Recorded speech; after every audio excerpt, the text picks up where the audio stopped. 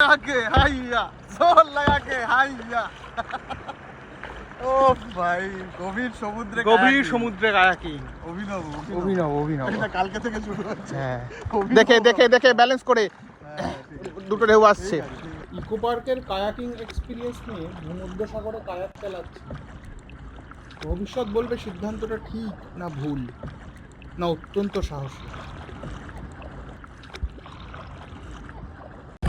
কি হলো, ঘুরছে কেন ডান দিকে? না ওদিকে ঢেউ বেশি তো। জায়গাটা ল্যান্ডস্কেপটা একটু দেখ। হ্যাঁ জায়গাটা ল্যান্ডস্কেপটা একবার দেখিয়ে ওই ওই পাহাড়ের মাথায় গেছিলাম কিছুক্ষণ আগে।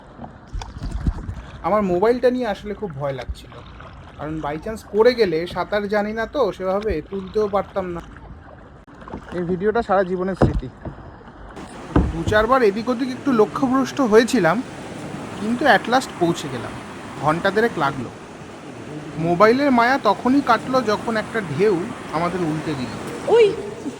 হ্যাঁ, মোবাইল নিয়ে জলে পড়েছিলাম। দুম করে ডিসিশনটা নিয়েছিলাম।